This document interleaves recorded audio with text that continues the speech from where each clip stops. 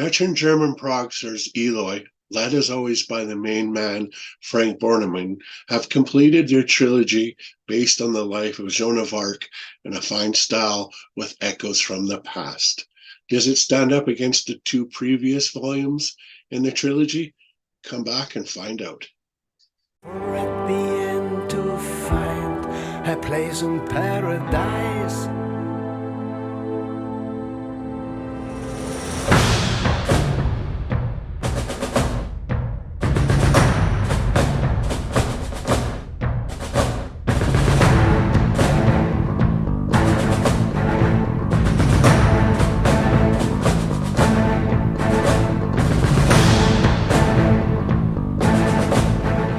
Joan of Arc is going to be a special interest to Frank as he set about telling the story of his trilogy with The Vision, the Sword, and Pyre parts 1 and 2 over the past few years.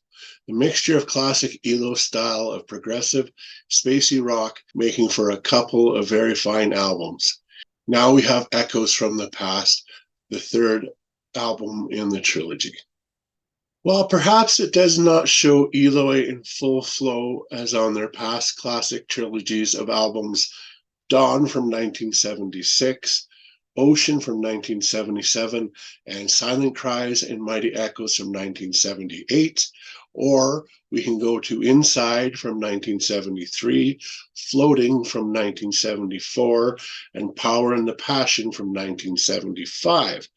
Or even we can go to the album Colors from 1980, Planets from 1981, and Time to Turn from 1982. There's enough energy and ambition here to satisfy even the most jaded listener. In fact, I urge a casual fan to check out these 9 albums as well. All 9 tracks on Echoes from the Past are all packed with melodic guitar riffs, orchestral keyboard passages, and melodies. Great percussion, and some of the best bass riffing I've heard in a long time.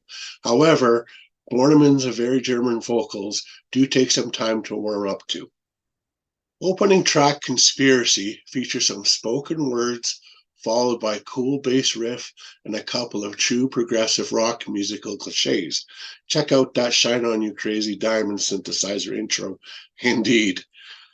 Highlights for me are probably the songs Compassion for Misery, The Pyre, and the last song called Farewell is definitely the creme de crop, the top of the pile, the best on the album.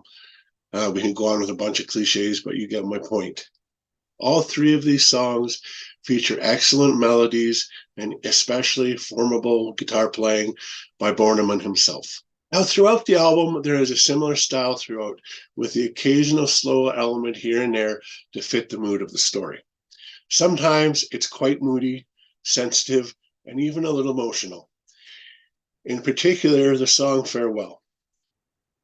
At other times, it's brooding and a bit darker. For example, the 9.5 minutes of The Pyre, which comes across as a little unsettling as Joan is taken to her inevitable fate.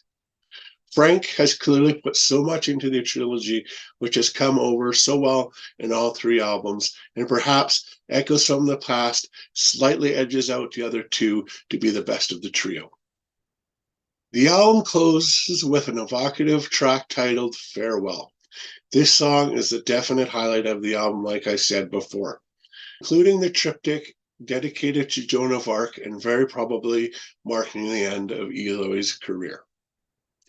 Which is kind of sad because they are a good band, and I wish people would give them more of a time, get to know them. They're not the most popular group out there, but once you get the Eloy fever, it stays with you.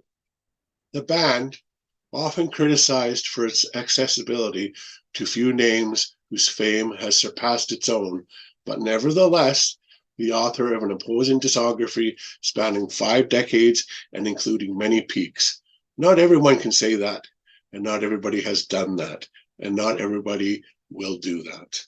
Echoes from the Past will remind Eloy fans of the band's earlier concept works and will certainly be a must album to have indeed. Although, musically speaking, there are no really big surprises, but then again, Eloy always delivers the goods, as the music is really sensitive, atmospheric, and even powerful at certain moments. So check it out, and you'll probably like it very much indeed. And as a final rating, I would give Echoes of the Past by Eloy an excellent addition to any prog rock music collection. All right, guys, thanks so much. Hope you'd enjoy this video and review. We'll see each other in the next video. Good night. At the end to find a place in paradise.